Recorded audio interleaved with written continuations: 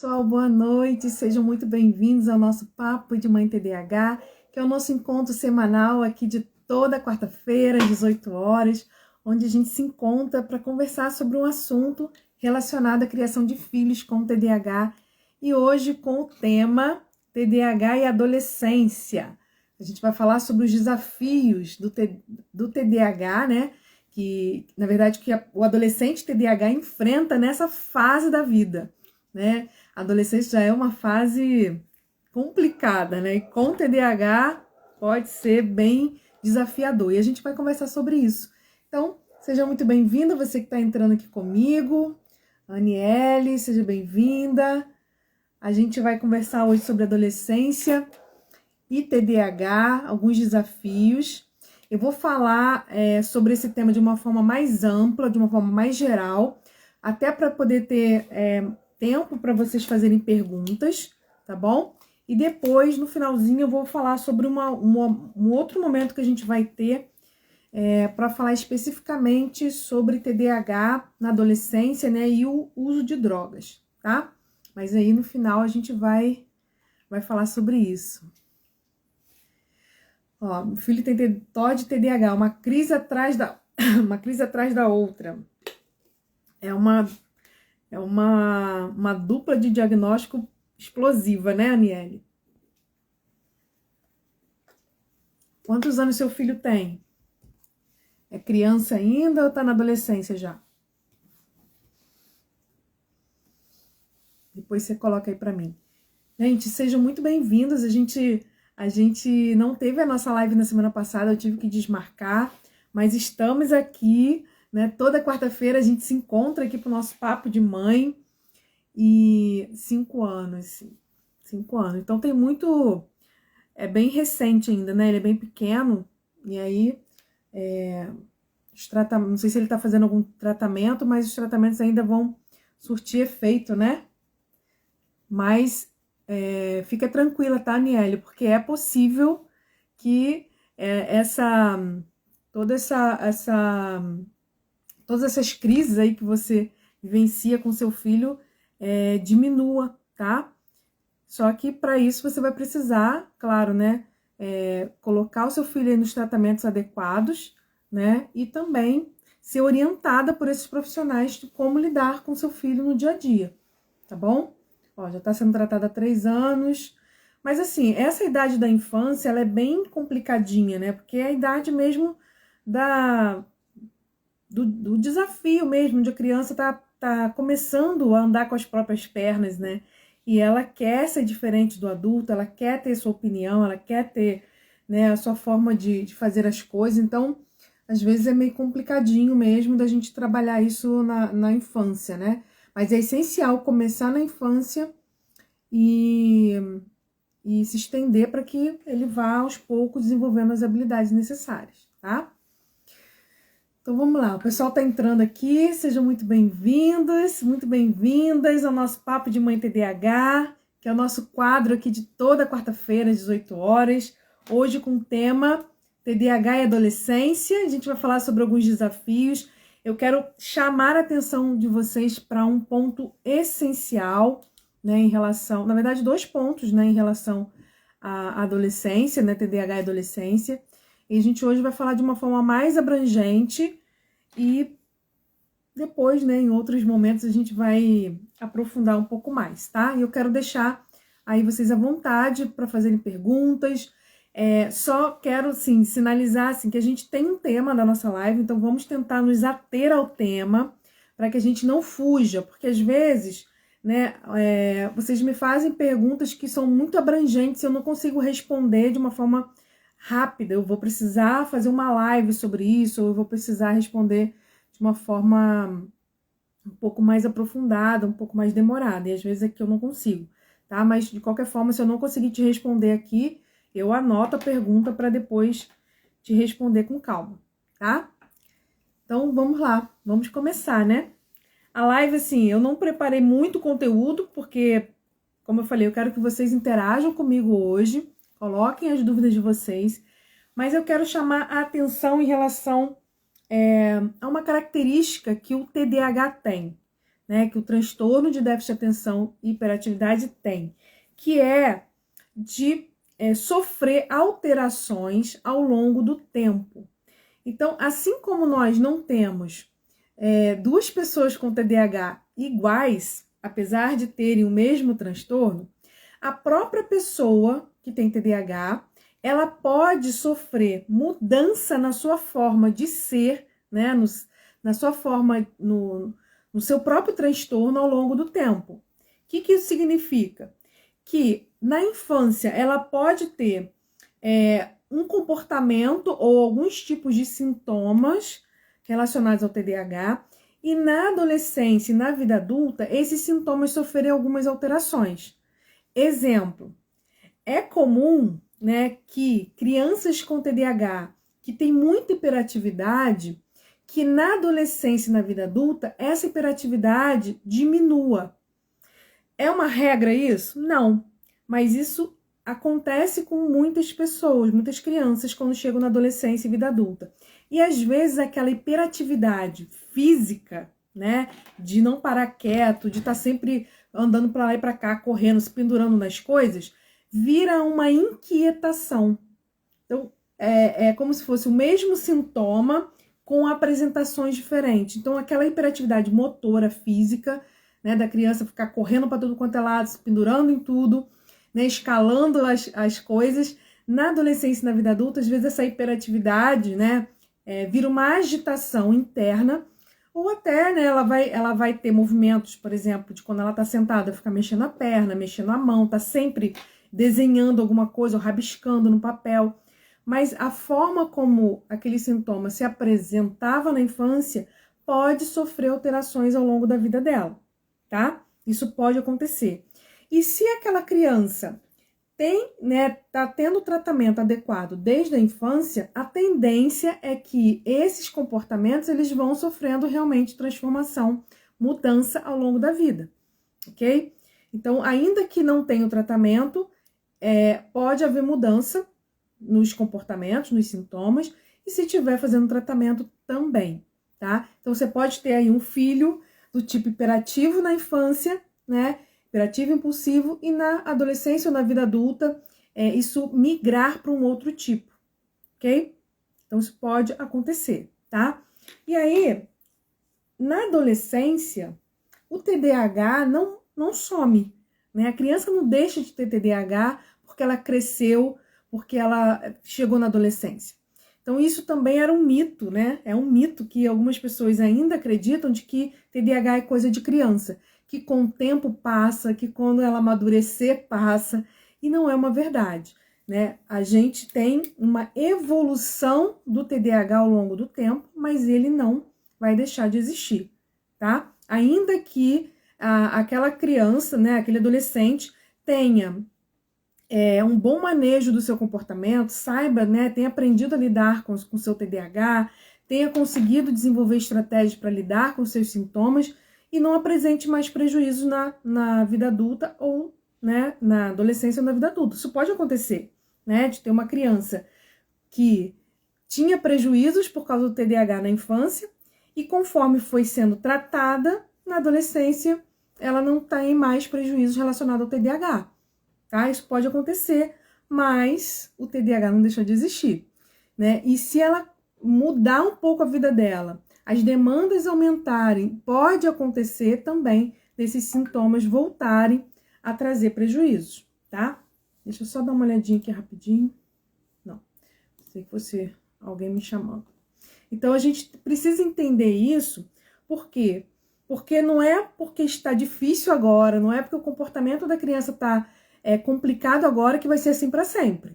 Mas também não é porque parou, que tá tudo bem, que a gente não precisa vigiar, né, e continuar monitorando para que não piore também no outro momento, tá? A mudança no ambiente, a mudança na vida da pessoa pode não, influencia diretamente em como esses sintomas vão se apresentar no dia a dia, tá?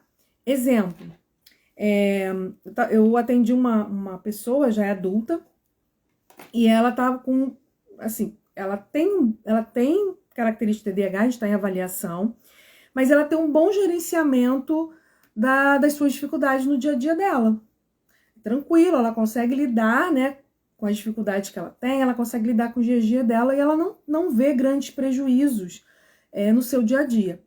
Mas ela tá para se mudar e morar em outro país. Então, a mudança para outro país pode ser algo que gere uma demanda diferente para ela e começa a exigir dela algumas habilidades que talvez ela não dê conta de executar no dia a dia.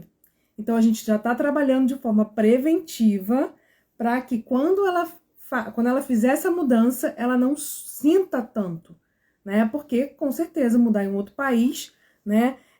Outra língua, outra cultura, outra rotina, vai mobilizar dela, mesmo que seja provisoriamente, algumas habilidades que talvez ela possa ter dificuldades. Então, o fato dela hoje não ter não ter grandes prejuízos relacionados ao TDAH, não quer dizer que daqui a pouco, né, daqui a um tempo, esses prejuízos não possam aparecer, tá? Por isso que a gente tem que estar sempre em acompanhamento e monitoramento desses sintomas, para que, se hoje está tudo ok, né, a gente permaneça ok, né? E se tiver algum problema, a gente consiga corrigir, consiga tratar para melhorar um pouco mais na frente, tá?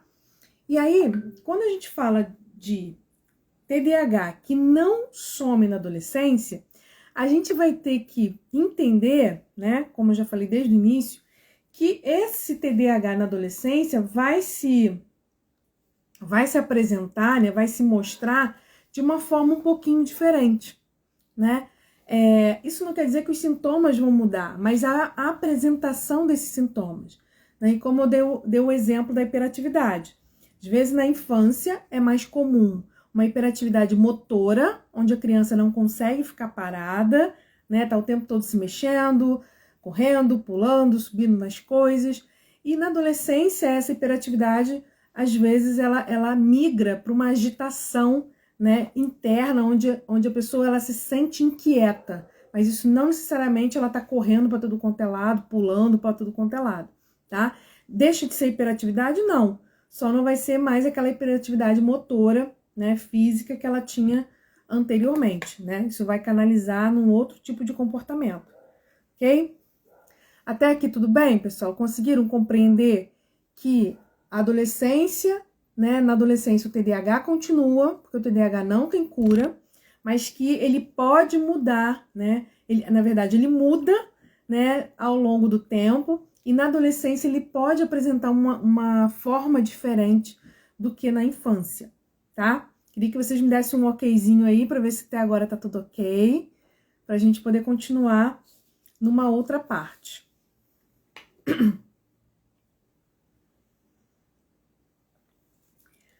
Às vezes, a gente observa na criança, por exemplo, o que chama mais atenção, né, na criança com TDAH, é quando ela é agitada, né, então a agitação chama muita atenção, quando ela tem problemas na escola, também é algo que chama muita atenção na infância, né, então a agitação, problema na escola é o que mais a gente tem de queixa, né, em relação ao TDAH na infância.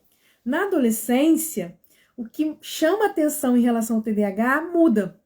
Então, mesmo que esse adolescente tenha problema na escola, o que vai chamar mais atenção são os problemas de relacionamento, né? Então, é a forma como esse adolescente se relaciona com as outras pessoas, são alguns comportamentos de risco que ele começa a apresentar, né? Alguns comportamentos que não são legais, algumas mudanças de comportamento que os pais estranham, que antes ele era de um jeito, depois ele começa a ser de uma outra forma, né, a agir de outras formas.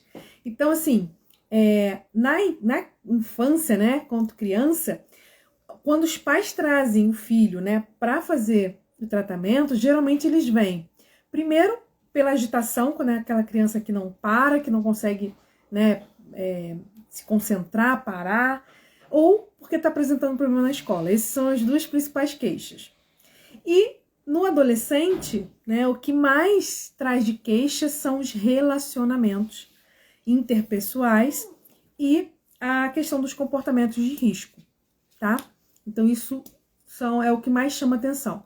Isso não quer dizer que adolescente não tem agitação, isso não quer dizer que o adolescente não tenha problema na escola, tá? Isso também não quer dizer que a criança não tenha problemas de relacionamento interpessoal, né? Isso não quer dizer, mas o que mais chama atenção dos adultos, né, dos pais, da escola, né, das pessoas em relação à criança é a agitação e problema na escola, em relação ao adolescente são as relações sociais e os comportamentos de risco, tá? E assim, se a gente for parar para pensar, isso é o que chama a atenção dos pais de qualquer criança, mesmo sem TDAH, né?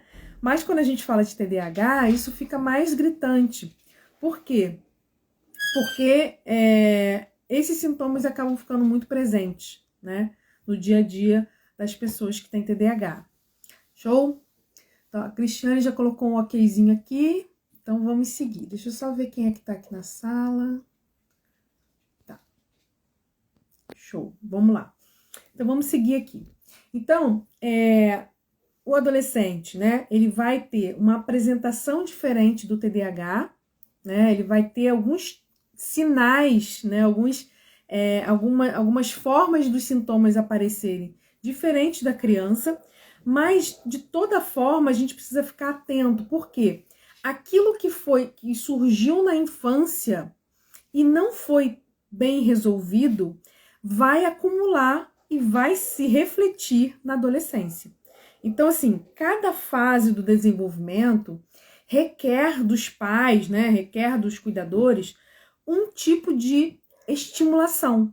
Então, quando a gente pega uma criança, né, com TDAH, que tem problemas, por exemplo, de fazer amizades, ou que tem problemas na escola, de aprendizagem, alguma coisa, se essa criança não tiver o suporte, né, o tratamento adequado, a intervenção adequada para minimizar ou resolver esses problemas na infância, quando ela chegar na adolescência, esses problemas vão junto com ela, e além dos que ela já tinha, que não foram resolvidos, vão se somar outros problemas que são próprios da adolescência. Então vamos lá, vamos pensar. Se eu tenho na criança, as maiores queixas da criança com TDAH é agitação e problemas na escola, se isso não foi bem resolvido na infância, quando ela chegar na adolescência, ela vai levar a problema, né, na agitação, problema na escola, e somado a isso vão vir os problemas que são típicos da adolescência. Então, os relacionamentos interpessoais, os comportamentos de risco. Então, assim, tudo aquilo que a gente não resolve, ele não deixa de existir porque a gente não resolveu, ok? Ele vai acompanhar a criança. E a tendência é o problema se tornar cada vez mais crônico, tá? Por isso que a gente bate na tecla o tempo todo de que tratamento precoce, né, o tratamento cada vez mais cedo, né, o tratamento correto, o tratamento adequado da criança com TDAH cada vez mais cedo é preventivo de problemas futuros. Porque o problema que você, mãe de TDAH, de uma criança, está vivenciando hoje, talvez, se você não conseguir lidar com isso, se você não oferecer para o seu filho um tratamento adequado, lá na adolescência os problemas podem ser muito piores. Às vezes você está aí lidando com uma criança que tem dificuldade de sentar para fazer o dever de casa, que não quer tomar banho, e isso parece que é o fim do mundo. Mas, gente, um TDAH não tratado, infelizmente, pode gerar uma série de outros problemas muito, muito, muito piores do que simplesmente uma desobediência, um esquecimento, enfim, algo que a criança costuma apresentar na infância. E se a gente não consegue lidar muito bem com a infância, né, com a criança enquanto ela é pequena, imagina quando ela chega na adolescência. Porque a adolescência já é um período complicado, né? Já é um período onde... Só um minutinho que eu vou ligar aqui a bateria. Já é Opa! Liguei. Já é um momento onde já é complicado para os pais, né, terem uma boa comunicação com os filhos, uma boa interação, já é um momento desafiador para qualquer pai, para qualquer mãe, né, ter um filho adolescente. Agora, quando você tem um filho adolescente com TDAH e que carrega para a adolescência uma série de problemas lá da infância, isso acaba se tornando mais complicado. Por quê? Porque não é só o relacionamento pais e filhos que fica interrompido ou que fica mais conflituoso. É toda uma série de consequências na vida do próprio adolescente que pode acontecer, tá? No final a gente vai falar um pouquinho sobre esses problemas, mas eu queria chamar a atenção para vocês que o que acontece na vida de um adolescente não é do nada. Quando um adolescente começa a ter determinados tipos de comportamentos, determinados tipos de atitudes, não é do nada que aquilo começou a acontecer.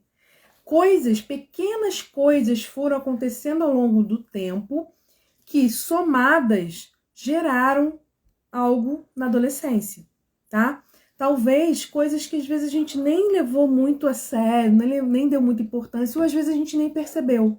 Mas são pequenas coisas que vão acumulando e que lá na adolescência aquilo ganha uma proporção maior. E por eles já serem mais independentes, né, já terem mais, não autonomia, porque muitos deles nem têm autonomia, mas serem mais independentes no sentido de já serem grandes, né, de andarem e se relacionarem com pessoas que às vezes a gente nem sabe quem são, acaba virando uma bomba, né?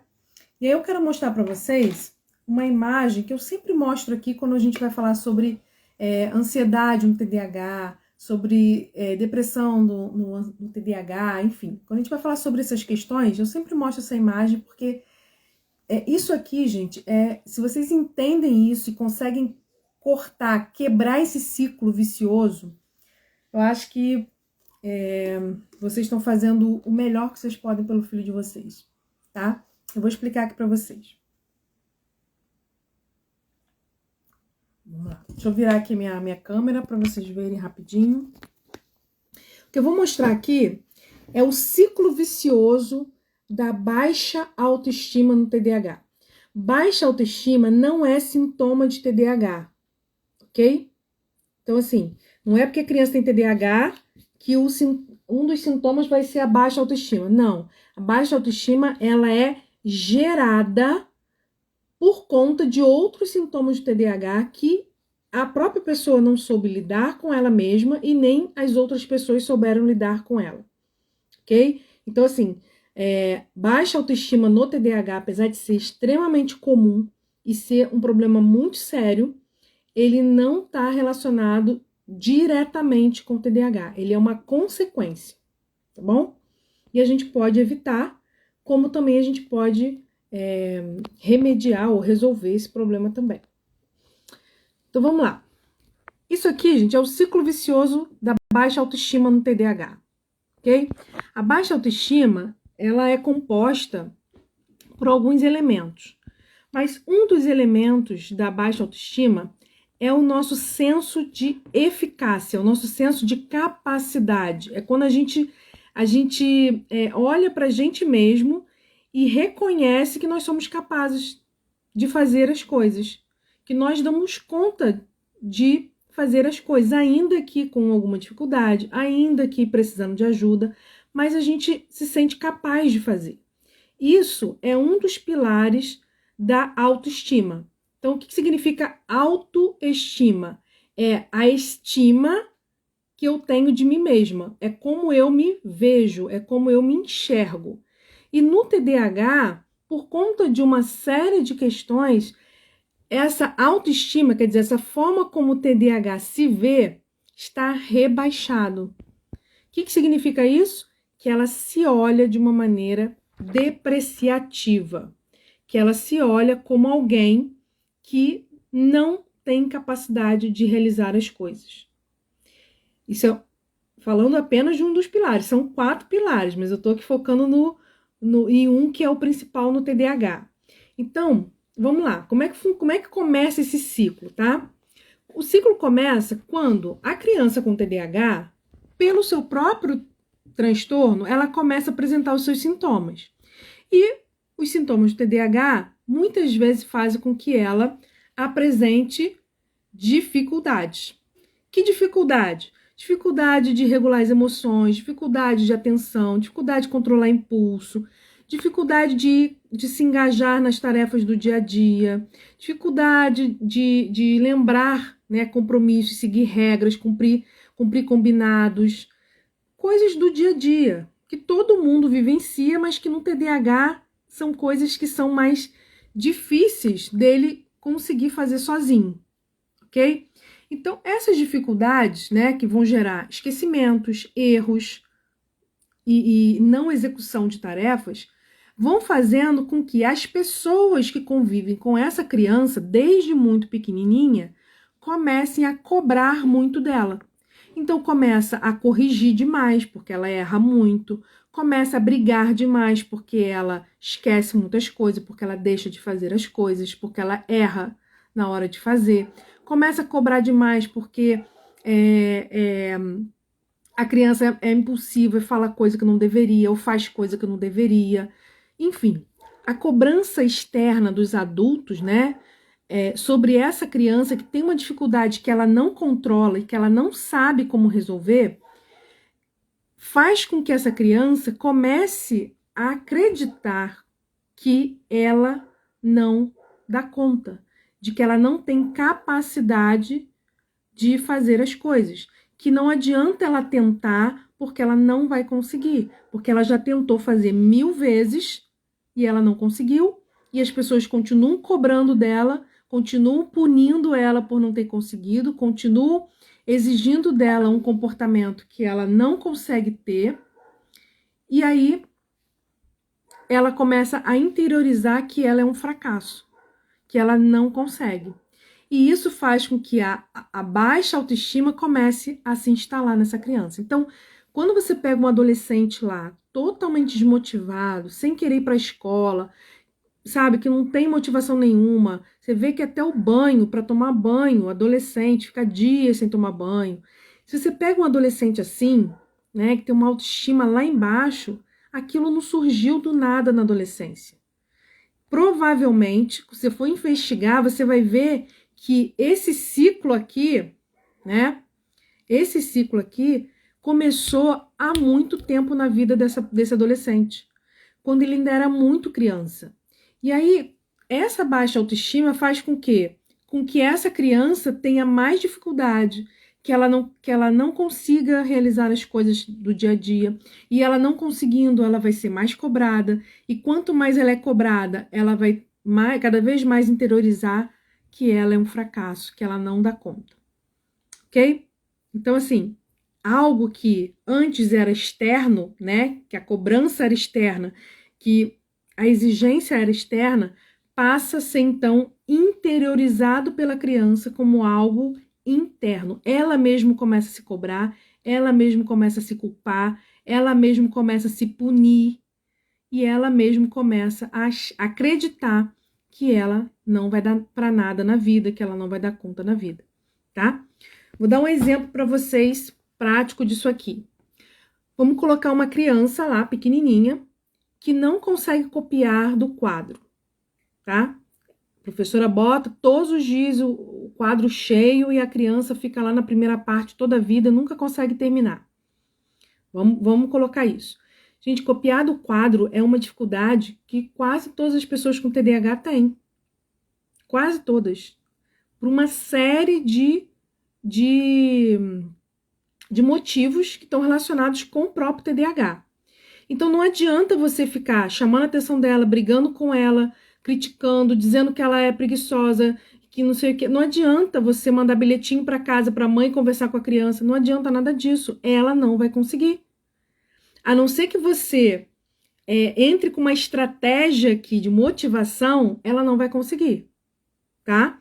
Então, a dificuldade da criança de copiar do quadro, ela vai tentar. Só que ela vai ser cobrada, ela vai ser punida, vai ficar no recreio copiando, ela vai ter que copiar em casa porque ela não copiou na sala, ela não vai conseguir estudar para a prova porque ela não copiou o exercício, né? Não copiou a matéria. Então, ela vai ser cobrada e punida por aquilo que ela não conseguiu fazer.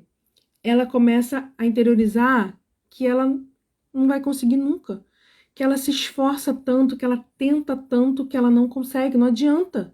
Então, se não adianta, para que eu vou tentar? E aí, com o tempo, a criança que ficava lá tentando copiar, ela nem tenta mais. E aí começa um novo ciclo. Ela nem começa mais a tentar, e aí ela é cobrada mais vezes, aí aquilo vai interiorizando, e esse ciclo vai rodando, rodando, rodando, rodando.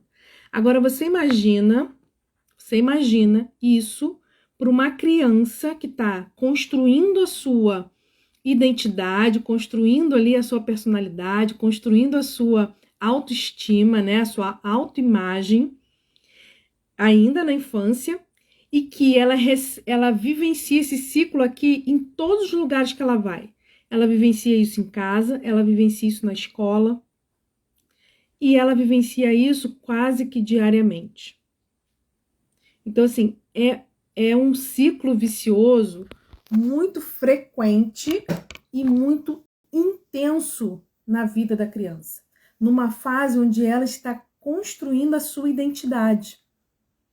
Então, como que essa criança que está construindo a sua identidade começa a acreditar que ela não é capaz, você acha que a identidade dela vai ficar como?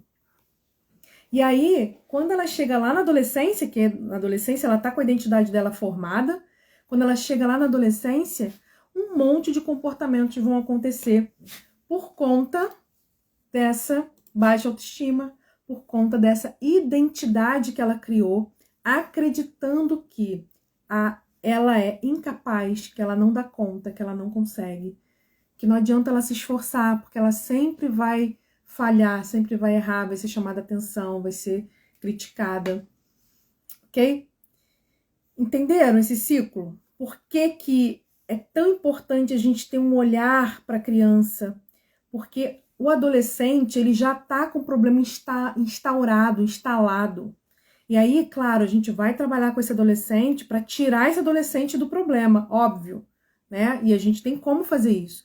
Mas é muito mais sofrido, é muito mais doloroso e é muito mais difícil você trabalhar com um adolescente que já está com isso enraizado na identidade dele, do que se você começar a trabalhar isso com a criança que ainda está em processo de formação da sua identidade, da sua autoimagem, ok? Por isso que quanto mais cedo a gente consegue quebrar esse ciclo, melhor vai ser para a vida dessa criança, melhor vai ser para a saúde mental dessas crianças.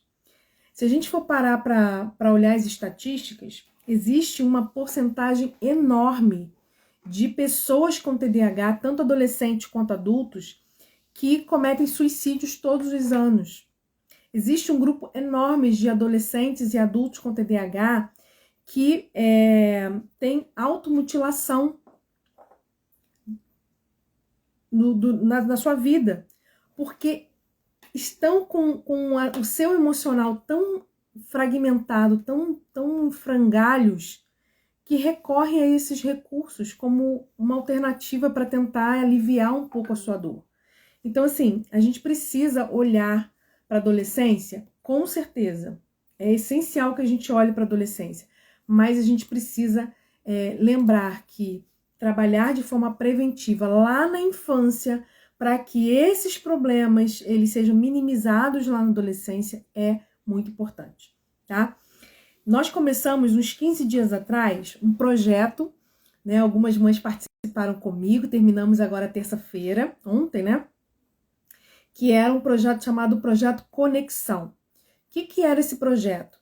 Era um projeto onde o foco principal do projeto era promover a conexão entre pais e filhos através da atenção positiva, que é uma estratégia extremamente eficiente para melhorar não só o relacionamento de pais e filhos, mas principalmente para ajudar a melhorar, a aumentar os bons comportamentos do TDAH.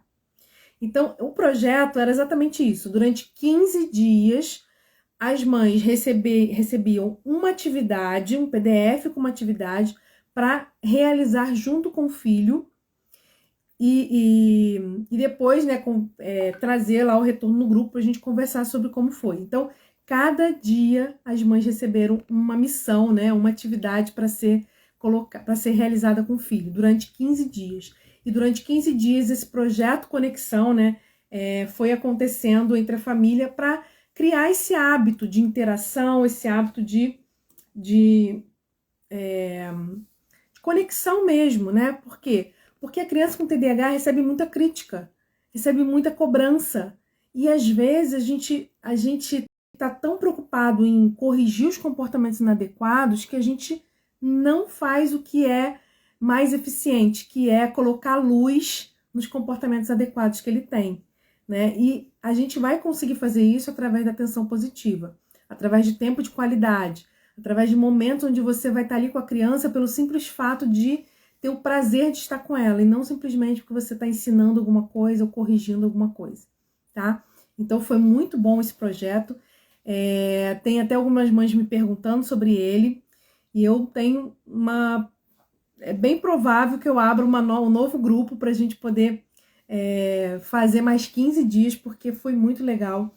E eu tenho certeza que as mães que participaram, né, como eu já recebi vários depoimentos, estão colhendo frutos, né, desse período de interação. E o que eu desejo é que não pare nos 15 dias, né, que continue. Porque esse ciclo precisa ser quebrado. E por que eu fiz com crianças e não com adolescentes? Porque eu quero trabalhar de forma preventiva.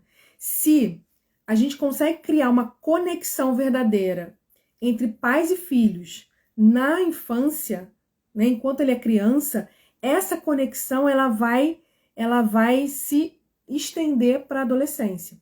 É claro que na adolescência a interação, né, a conexão pais e filhos, ela né, dá uma alargada um pouco, né? Mas não vai se perder. O grande problema da adolescência é quando rompe. É quando rompe essa conexão entre pais e filhos. Esse é o grande problema.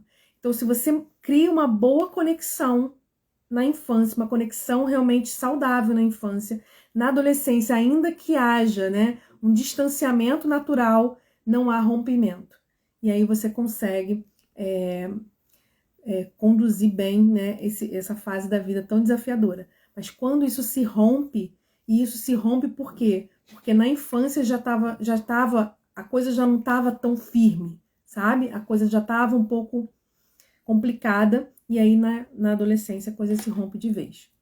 Ok? Então, trabalhar de forma preventiva é investir na infância, é tratar, né, o TDAH na infância, é mudar aquilo que a gente pode mudar na infância, porque na adolescência é possível sim, mas é muito mais difícil, ok? E aí, todo esse ciclo que eu expliquei para vocês, né, o ciclo vicioso da autoestima, da baixa autoestima, ele acaba gerando 2 tipos de perfis no TDAH. Tô vendo se alguém... Só um minutinho, pessoal.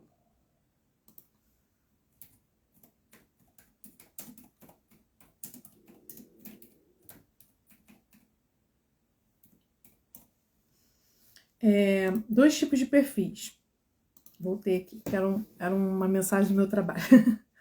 2 tipos de perfis de adolescentes, tá? Então, ó, vamos lá. A gente tem o ciclo vicioso da baixa autoestima, onde a criança ela vai interiorizando que ela não é capaz, que ela não consegue, que ela não dá conta, que ela tentou, mas, sabe, ela não consegue. E aí, como é que isso vai acontecendo? Na cabeça dessa criança que vai chegando na adolescência. Ela começa a acreditar que ela faz tudo errado mesmo, que realmente ela não consegue fazer nada, que ela não adianta tentar porque ela não vai conseguir. E essas crenças que ela vai desenvolvendo vai gerar 2 perfis na adolescência. E os 2 perfis são extremamente perigosos, tá? Não é porque um é melhor do que o outro, não. Os 2 perfis têm os seus problemas, ok? Um perfil vai ser aquele mais de submissão, aquele perfil que vai se recolher de uma forma mais introspectiva, mais para dentro dele, vai começar a apresentar comportamentos mais introspectivos. É mais comum naquelas crianças que eram, né, na infância, do TDAH do tipo predominantemente desatento, tá? Que não tinha a hiperatividade. Mas pode acontecer na hiperatividade? Pode também. Mas é mais comum no tipo desatento, tá? Então, qual é a tendência? Já que não dá certo nada na minha vida mesmo, que eu faço tudo errado, que eu não vou dar em nada, que eu não consigo fazer as coisas, então eu vou começar a me retrair. Quer dizer, eu vou começar a nem tentar a fazer. Eu vou começar a não ter mais comportamentos para fora. Eu vou começar a me fechar dentro de mim mesma. E o adolescente começa a ficar mais calado, mais tímido, mais quieto, mais reservado, mais fechado no seu mundinho. É como se ele começasse a viver uma vida paralela, uma vida interna paralela a esse mundo que está acontecendo aqui fora. Então é aquele adolescente que começa a se trancar no quarto, que não quer mais sair do quarto para nada, que fica o dia todo ali no celular ou no computador, ou fazendo sei lá o quê. Né? É aquele adolescente que começa a cortar a comunicação com os pais, então só fala com os pais o estritamente necessário, né? Que não participam mais de eventos sociais, que tem pouquíssimos amigos ou só tem amigos virtuais, né? Interagem mais pela internet do que na vida real, né? Começam a apresentar vícios em jogos, vício em eletrônicos, em celular, né? A princípio, eles não dão trabalho, estão dentro de casa, trancado no quarto, não estão fazendo nenhum comportamento, né, de antissocial, ali no sentido de brigar, de quebrar, ou enfim, de agressão, alguma coisa assim, mas é um comportamento extremamente perigoso. Por quê? Primeiro, por conta dos vícios que a gente pode ter ali, no sentido de vício de eletrônico, né, vício em jogos, tudo isso são vícios, né, que a gente precisa estar atento. A questão do isolamento social, então esse adolescente pode desenvolver uma fobia social, né? É comum um adolescente com TDAH não tratada ter isso, né? A fobia social. Então a gente precisa ficar atento a esse adolescente que mudou o comportamento, que na adolescência ele ficou muito fechado. É claro que o adolescente ele já tem esse perfil mais fechado, ele já tem esse perfil mais isolado, né? Mas quando a gente fala aqui, né, desse perfil de TDAH, é quando ele tá isso de uma forma mais exagerada, tá? E os pais estranham, por quê? Porque eles não conseguem mais reconhecer aquela criança, que às vezes era uma criança alegre, uma criança agitada, uma criança que estava ali no meio de todo mundo, se metendo na vida de todo mundo, não sei o quê, e de repente ele não fala com os pais direito, ele só fica trancado no quarto, só se relaciona com as pessoas de uma forma através da internet, ou com namorada virtual, ou com amizade virtual, tá? Então esse é um perfil de adolescente que a gente é um perfil mais submisso, né? Onde ele vai vai se voltar para dentro de si. Por quê? Porque no mundo ele já sabe que ele não vai dar conta, que ele não vai conseguir mesmo, então ele nem vai tentar, ele não quer se expor mais a um ambiente onde ele vai ser criticado, onde ele vai ser corrigido o tempo todo, onde as pessoas não aceitam quem ele é e do jeito que ele é, né? Então, começa o adolescente a não querer mais ir para a escola, né? E isso se torna um problema seríssimo, tá? De ter adolescentes que ficam dias, meses sem ir para a escola, às vezes não saem nem do quarto para tomar banho. Tem também isso, tá? E o outro perfil de adolescência deixa eu só abrir aqui para não perder, é o perfil mais rebelde. Então a gente tem o perfil submisso e a gente tem o perfil mais rebelde. Esse perfil mais rebelde, né, o perfil da rebeldia, esse chama a atenção de todo mundo. Esse faz a gente ficar assim, cabelo em pé, que faz os pais ficarem desesperados, que faz a escola ficar desesperada, né, que faz a gente buscar, né, mais ajuda. O outro, enquanto o outro tá lá dentro do quarto, lá só no videogame, a gente estranha, acha esquisito, mas tá ali, né? Só que a gente não sabe os perigos que isso tem. Mas o perfil rebelde, né?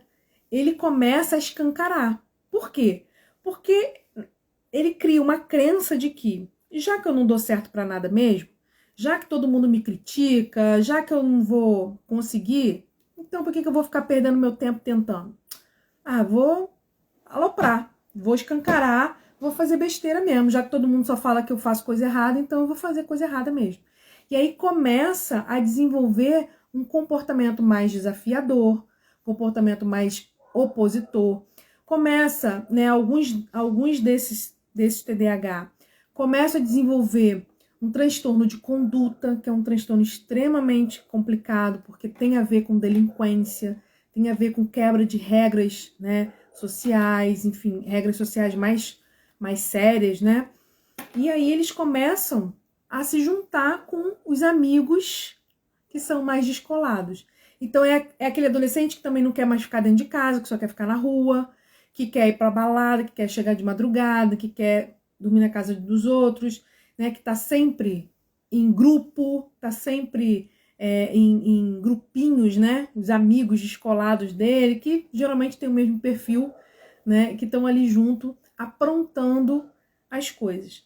Então, tanto o perfil submisso quanto o perfil, né, mais rebelde, todos dois têm os seus perigos, todos dois têm o seu problema, todos dois têm formas de tratamento, claro, graças a Deus, mas a gente precisa ficar atento.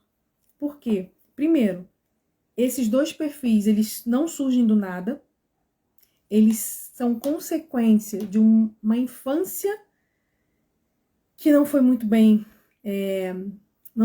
não se soube lidar muito bem com essa infância TDAH e que na adolescência isso começa a se refletir.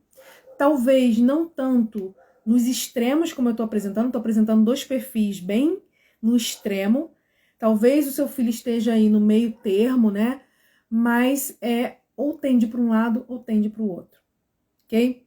E aí a gente tem uma série de comportamentos de risco que o adolescente começa a apresentar. Então, no início da live eu falei o seguinte, que na adolescência o que mais chama a atenção da gente em relação às consequências do comportamento, né, dos sintomas do TDAH, são os relacionamentos interpessoais, né, a dificuldade de se relacionar com os amigos, se relacionar com o namorado, namorada, com os adultos, né, então isso é comum, e o comportamento de risco. Então, quais comportamentos de risco são comuns na adolescência e que com o TDAH é como se a gente colocasse um temperinho a mais, sabe? Porque a adolescência já se envolve meio que naturalmente com esses comportamentos de risco. Mas quando o adolescente tem TDAH, é como se a gente tivesse uma tendência maior, né, a se envolver com esses comportamentos de risco.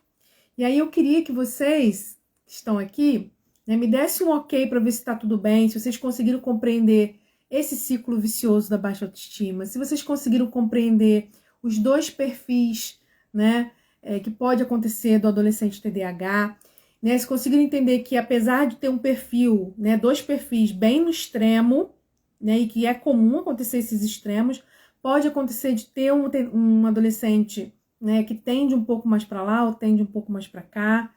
Queria que vocês me dessem um retorno antes da gente falar dos perigos do TDAH na adolescência. Ou os perigos da adolescência no TDAH.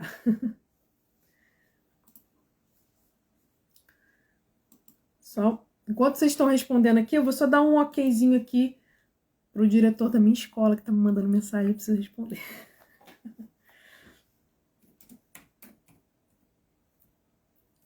Um minuto, ó. Cristiane já falou que está sendo bem esclarecedor.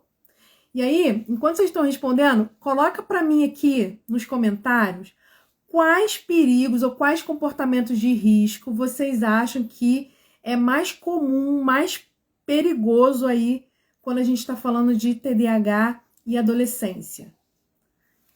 Vamos ver se vocês vão colocando aí para mim para a gente comentar cada um deles.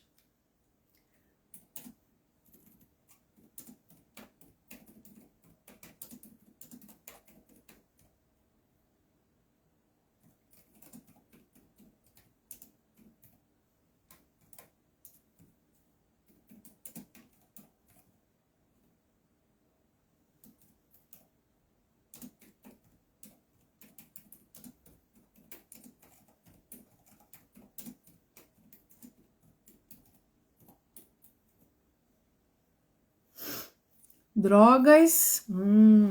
Camila botou aqui também, gostou muito. Ó, a Patrícia falou drogas. Quem mais? Comportamentos de risco na adolescência, que pode ser um problema aí para quem tem TDAH. Claro que drogas, né, é um problema para qualquer adolescente, né? Mas quando a gente fala de TDAH, vícios em drogas, delinquência e roubos.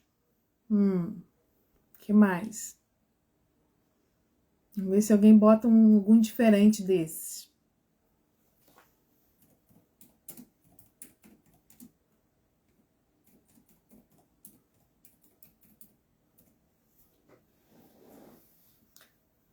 Ó, vamos ver se alguém bota algum diferente de drogas, de delinquência.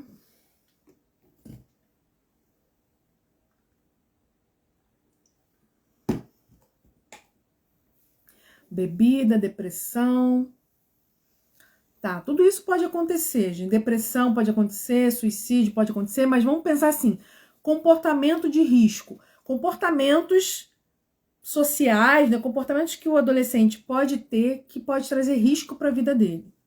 E ele se envolve nisso, primeiro porque ele é adolescente, né? E muitos adolescentes acabam se envolvendo em situações de risco, mas principalmente porque ele tem TDAH. E aí o TDAH tem a questão da impulsividade, né? Ó, suicídio, compulsão, brigas. Ixi, é muita coisa, né? É muita coisa. Tá faltando um aí que ninguém colocou. Na verdade tem dois, né? Dois que ninguém colocou. O principal vocês já colocaram, mas tem dois aí que ninguém colocou ainda. Que é muito comum na adolescência. Pode acontecer, principalmente quando o adolescente é TDAH. Vamos ver quem vai acertar. Quem acertar vai ganhar um prêmio. Deixa eu ver. Será que ninguém vai saber? Posso falar? Vou falar, hein? Vamos lá. Então, vamos lá, gente. Ó, colocaram aqui brigas, delinquência, né, bebidas, né, compulsão por comida, essas coisas, né? Pode acontecer? Pode. Então, assim, o adolescente se envolver em bebida, complicado, né? E, assim, adolescente já é complicado se envolver com bebida, mas o TDAH ainda mais. A questão de briga, né? A questão de estar ali se envolvendo com alguma coisa relacionada à quebra de regras, pode acontecer? Pode. A questão das drogas. A questão das drogas, gente, eu não vou entrar nas drogas em si, porque eu não sei se eu vou fazer um vídeo ou se eu vou fazer uma live. Tô pensando o que vai ser melhor. Para explicar a bomba que a droga é no cérebro do TDAH. Que é diferente da droga no cérebro de um adolescente que não tem TDAH. Mas eu vou fazer um vídeo à parte sobre isso, tá? Talvez a live da semana que vem, ou eu faço um vídeo e coloco aqui no Instagram explicando, tá bom? Mas a droga é o principal problema, né? E que acontece muito no TDAH adolescente.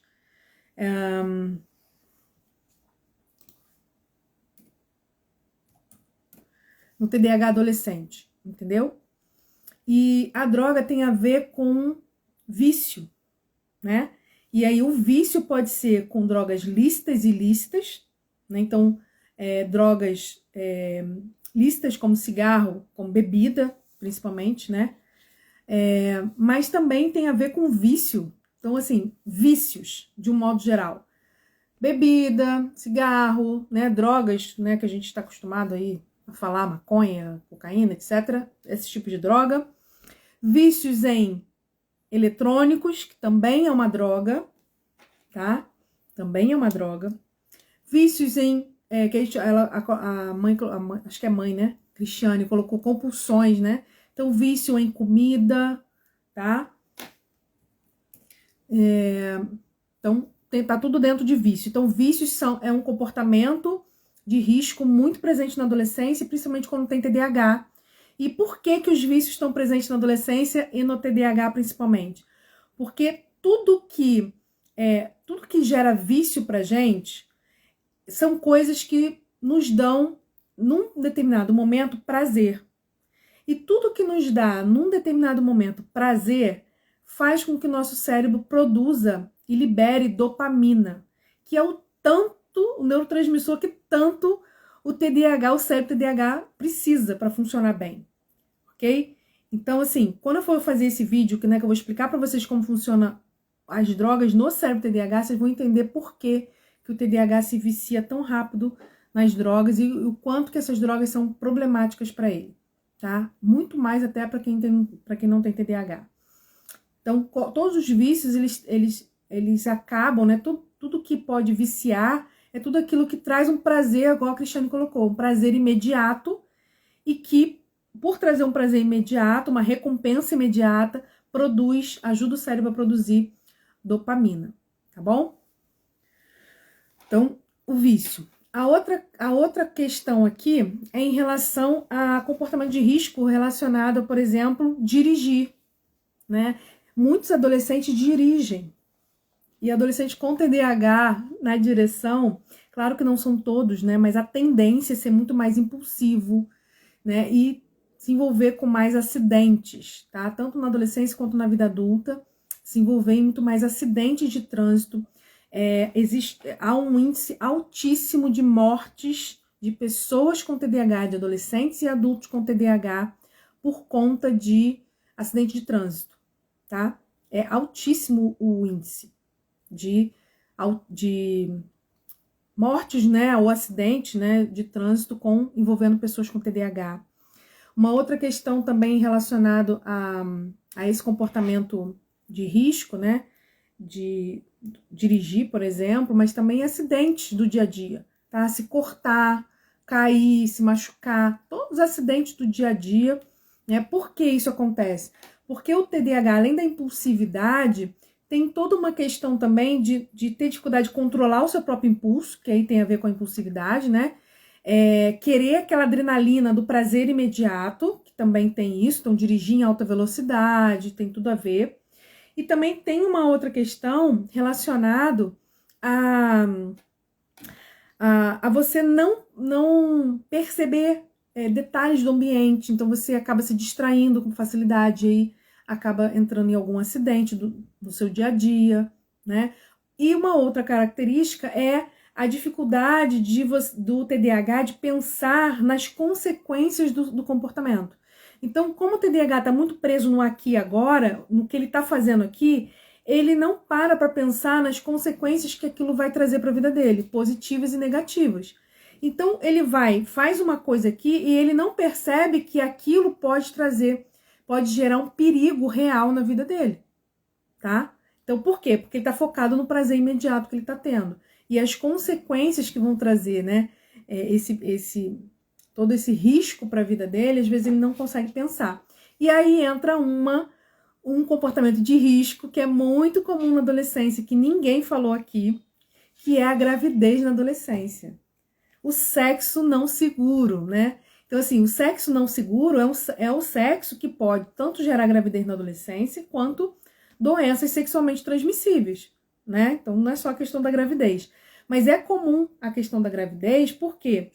Porque o TDAH está preocupado com o prazer que ele está tendo ali naquele momento. Isso já é algo que é comum, né, no adolescente. Agora, você imagina o TDAH. Ele está preocupado com o prazer que ele está tendo ali naquele momento. Você acha que ele vai parar para pensar que aquilo ali pode gerar uma consequência de uma gravidez ou de sei lá o quê? Claro que não. Quando vai ver, já aconteceu. Já aconteceu. E aí não tem como voltar atrás, né? Ou pelo menos não deveria ter como voltar atrás. Então, assim, o adolescente, ele se coloca em situações de risco. Por quê? Porque ele está muito focado no prazer imediato, dificuldade de controlar impulso, né? De inibir o seu comportamento impulsivo, de perceber sinais de risco do ambiente e de parar para pensar nas consequências e, a partir desse pensar nas consequências, frear o seu impulso para que ele não tenha a possibilidade de ter aquela consequência, tá? Porque às vezes ele até pensa, eu posso ficar grávida, mas é mais fácil eu não ficar do que eu ficar. ou eu já fiz várias vezes e não fiquei, então não vou ficar, né? Então, não vai acontecer comigo, né? Então, isso também pode acontecer. Então, assim, tudo isso já é muito comum na adolescência. Mas quando você tem o TDAH na adolescência, isso se torna ainda mais potencializado. Por quê? Porque a gente tem todas essas características que eu acabei de falar para vocês, potencializando tudo isso, né? E aí você pega um adolescente com uma baixa autoestima, né? Que tem uma necessidade de mostrar para o mundo quem ele é, né? Ou tem uma necessidade muito grande de ser feliz porque ele não é feliz, não se gosta, não se aceita, enfim, não acha que as pessoas aceitam e gostam dele, vira uma bomba, né? Vira uma bomba. Ok, pessoal? O que vocês acharam? Hoje, assim, foi uma live mais de esclarecimento, uma live de chamada de atenção para prevenção, para a gente começar cada vez mais cedo a tratar essas crianças, prevenir, para que você, mãe de TDAH, entenda esse ciclo vicioso e que cabe a nós adultos quebrarmos esse ciclo. Não vai ser a criança que vai quebrar isso, não vai ser a adolescente que vai quebrar isso sozinho.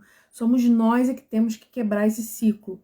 E quebrar o ciclo não é parar de cobrar a criança, não é parar de corrigir a criança, não é isso. É você equilibrar a balança da atenção negativa com a atenção positiva. Porque essa atenção positiva, ela é muito pouca, quando ela existe, ela é muito pouca.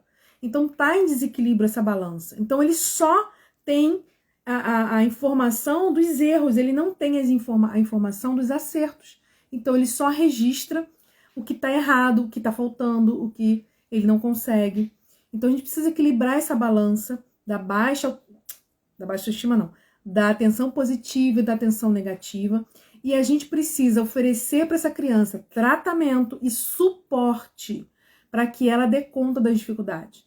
Não adianta a gente ficar olhando para uma criança que tem um problema de vista, que não consegue enxergar, e ficar o tempo todo brigando com ela, que ela tem que se esforçar, que ela é preguiçosa porque ela não se esforçou para enxergar, se a gente não oferecer para ela o suporte, que é o óculos, tá? Porque se a gente fizer isso, a gente vai fazer com que essa criança acredite que ela que é o problema. Quando, na verdade, o problema é que ela precisa do óculos para enxergar. Ok? Então, a gente precisa, sim, romper com esse ciclo. Cada vez, e quanto mais cedo a gente conseguir romper com esse ciclo vicioso da baixa autoestima, melhor vai ser para a saúde mental dessa criança. E aí, claro, né, consequentemente, do adolescente. Tá?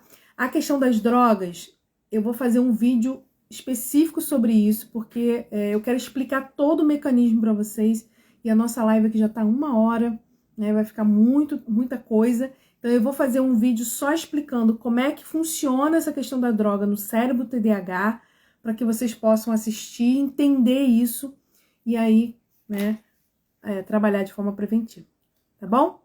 Alguma pergunta? Alguém quer fazer alguma pergunta? Alguma questão, alguma coisa? Queria que vocês colocassem isso, se tiver alguma pergunta, senão a gente vai encerrando aqui.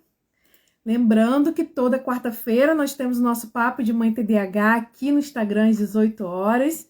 Semana que vem a gente vai se encontrar aqui de novo para a gente poder conversar e sempre um assunto relacionado à criação de filhos com TDAH.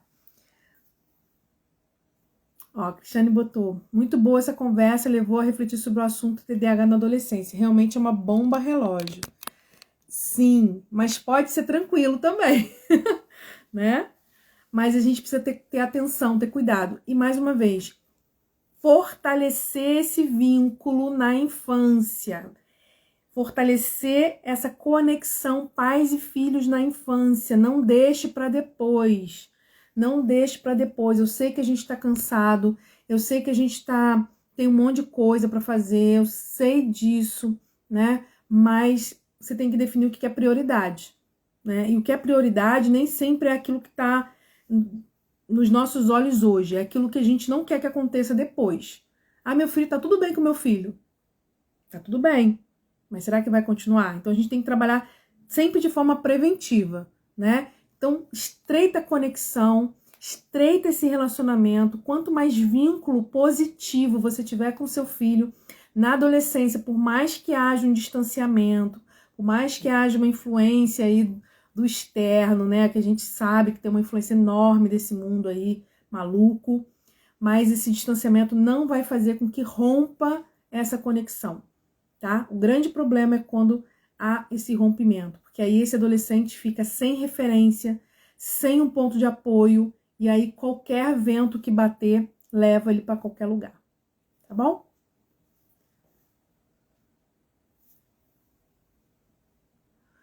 Quais técnicas eu posso usar para trabalhar TDAH em meninas? Ó, vai depender de milhões de coisas. Milhões de coisas.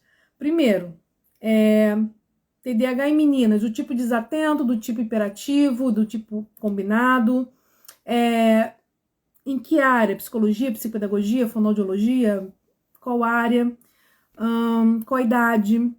Qual é o perfil de TDAH dessa menina, né?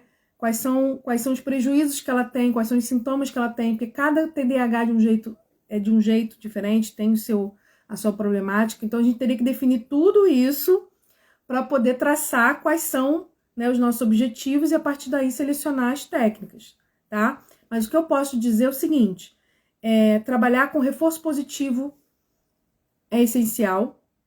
Validação emocional, reforço positivo são dois princípios, tá? 2 princípios que a gente não pode abrir mão.